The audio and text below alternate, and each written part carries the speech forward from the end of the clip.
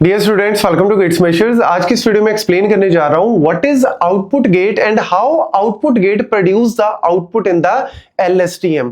Guys, पहले बता दूं कि हम लोग LSTM के आर्किटेक्चर के बारे में बात कर रहे हैं और LSTM के आर्किटेक्चर के ऊपर पहले ही मैंने ऑलरेडी 2-3 वीडियोस बना दी हैं, जिसके अंदर मैंने पूरे आर्किटेक्चर को पहले तो एक्सप्लेन किया है, आप जरूर देख लो। उसके बाद मैंने क्या बताया था कि जो आर्किटेक्चर है उसको हमने इस तरीके से डिवाइड किया हुआ है 3 पार्ट्स में। पहला पार्ट मेरे पास क्या है, फॉरगेट गेट का। दूसरा मेरे पास क्या था, इनपुट गेट। और फिर मेरे पास फाइनली आया है आउटपुट गेट।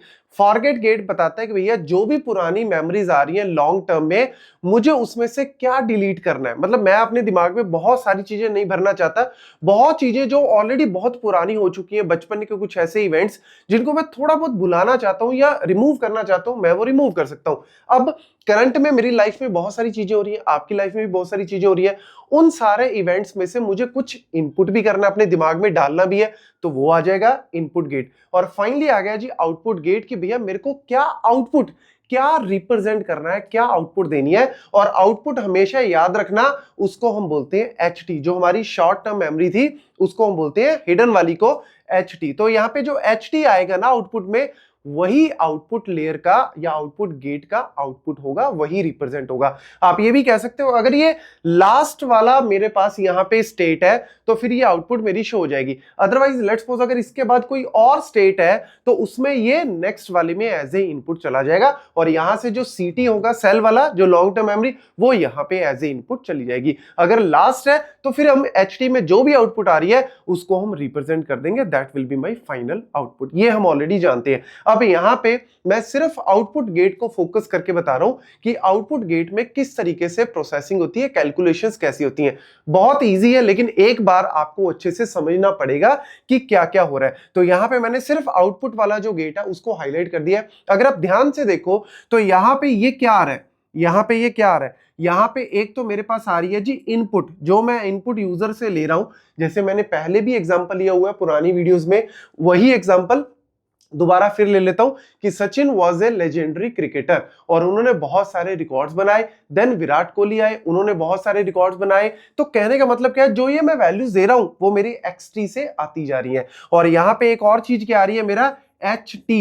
HT क्या है, जो मेरा प्रीवियस वाले में शॉर्ट टर्म मेमोरी थी वो भी मेरी यहां पे आ रही है। तो इन दोनों को यूज करके मैं सिग्मॉइड फंक्शन में डाल रहा हूं और क्या कैलकुलेट कर रहा हूं, मैं कैलकुलेट कर रहा हूं यहां पे OT। This is the step number 1। मैं क्या कर रहा हूं, OT कैलकुलेट कर रहा हूं। और यहीं पे OT कैलकुलेशन के दौरान पे क्या होगा कि सिंपल सी इक्वेशन है हमारे पास, हम पहले भी इस टाइप की इक्वेशन कर चुके हैं कि मेरे पास एक तो क्या होगा, हिडन स्टेट की वैल्यूज होंगी और मेरे पास क्या होगा, इनपुट स्टेट की वैल्यूज होंगी। लेट्स सपोज मेरे पास हिडन स्टेट्स की 3 वैल्यूज हैं और मेरी इनपुट स्टेट्स की भी 3 वैल्यूज हैं। तो टोटल मेरे पास क्या हो गया, 6 into 1 का मेरे पास डायमेंशन डेटा हो गया। अब लेट्स सपोज मैं जो सिग्मॉइड ले रहा हूं, सिग्मॉइड एग्जांपल के तौर पे मैं 3 यहां पे स्टेट ले रहा हूं सिग्मॉइड की, तो क्या करेंगे, हम सारों को इस तरीके से कनेक्ट करेंगे, हमारे इनपुट को सिग्मॉइड से कनेक्ट करेंगे और जो मेरी आउटपुट आएगी that will be what, final output. मतलब इसको मैं यहां पे एज ए OT यूज करूंगा। उसमें ऑल्दो मैं बाइसिस की वैल्यूज को भी ऐड करूंगा। तो कहने का मतलब क्या है कि अगर मेरे पास यहाँ पे 6 into 1 का डेटा है और मेरे पास यहाँ पे मैं 3 सिग्मॉइड फंक्शन को यूज कर रहा हूं,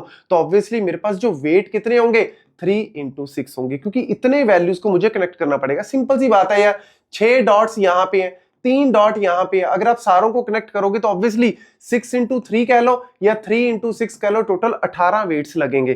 तो मैंने वही 3 into 6 का यहाँ पे वेट लिख दिया, डायमेंशन लिख दिया। और मैंने यहाँ पे मेरे पास जो इनपुट है वो 6 into 1 का है। क्यों, क्योंकि मैंने हिडन और इनपुट वाले को इकट्ठा यूज किया। तो यहाँ पे मेरे पास जो आउटपुट आएगा, जब मैं इन दोनों को मल्टीप्लाई करूंगा तो 3 into 6, 6 into 1, तो मेरे पास ये तो सेम है, तो 3 into 1 की मेरे पास आउटपुट आएगी, वही आउटपुट कहलाएगी व्हाट, OT। तो ये OT जो है वो यहां पे मेरे पास निकल जाएगी स्टेप 1 में। दूसरे में हम लोग क्या कर रहे हैं, अगर आप ध्यान से देखो यहां पे कौन सा फंक्शन यूज हो रहा है जी, कौन सा यहां पे एक्टिवेशन फंक्शन यूज हो रहा है, 10H। अब 10H में वैल्यू कहां से आ रही है, 10H में अगर आप ध्यान से देखो 10H में वैल्यू आ रही है ऊपर वाली लाइन से। और ये ऊपर वाली लाइन कौन सी है जी, सेल स्टेट। सेल स्टेट मतलब जो मैंने पीछे लॉन्ग टर्म मेमोरी में फॉरगेट किया, अपडेट हो गया, जो मैं भुलाना चाहता था भुला दिया। जैसे एग्जांपल ले लो वही सचिन वाला कि Sachin was a legendary cricketer, तो मैंने सचिन की वैल्यूज को ऐड किया हुआ है। He made so many records, then Virat Kohli का टाइम आया, उन्होंने बहुत सारे रिकॉर्ड्स बनाए। तो जब विराट कोहली के रिकॉर्ड्स को मैंने यहां पे ऐड किया तो मैं सचिन वाले रिकॉर्ड्स को अभी थोड़ा सा फॉरगेट कर देता हूं, मतलब भुला देता हूं, क्योंकि अब मेरी नई वैल्यूज ऐड हो चुकी हैं। तो यानी जो मेरा अपडेटेड यहां पे सेल स्टेट की वैल्यू थी या लॉन्ग टर्म की वैल्यू थी वो यहां पे आ रही है। और कहां पे जा रही है? वो tan h में जा रही है। tan h क्या करता है? सिंपली आपको पता है कि tan h -1 से 1 के बीच में सारी वैल्यूज को कर देता है। सिंपल सा फंडा है कि यार मेरे लॉन्ग स्टेट में मैंने पहले कुछ चीजों को भुलाया, फिर मैंने कुछ चीजें ऐड की। हो क्या सकता है कि मेरी जो सेल स्टेट है ना लॉन्ग टर्म, वो काफी बड़ी वैल्यूज हो सकती हैं, तो मैंने उनको लिमिटाइज कर दिया। मैंने क्या किया? उनको -1 से 1 के बीच में ला दिया। tan h यही काम करता है। -1 मतलब नेगेटिव इन्फ्लुएंस अगर डेटा में, उसको भी रखेगा। +1 मतलब जो पॉजिटिव इन्फ्लुएंस है उसको भी रखेगा, और न्यूट्रल वैल्यू 0 उसको भी रखेगा। तो यानी सारी वैल्यूज को -1 से 1 के बीच में ले आए उसने, tan h ने वो सारी वैल्यूज को यहाँ पे लिमिटाइज कर दिया। अब फाइनली मैं क्या कर रहा हूं? यहां पे पॉइंट वाइज मल्टीप्लीकेशन कर रहा हूं, जो मेरा ओटी आया था यहां से, और उसको मैं यहां पे tan h वाली सेल स्टेट्स की वैल्यू को मल्टीप्लाई करके फाइनल मेरा क्या निकल के आएगा?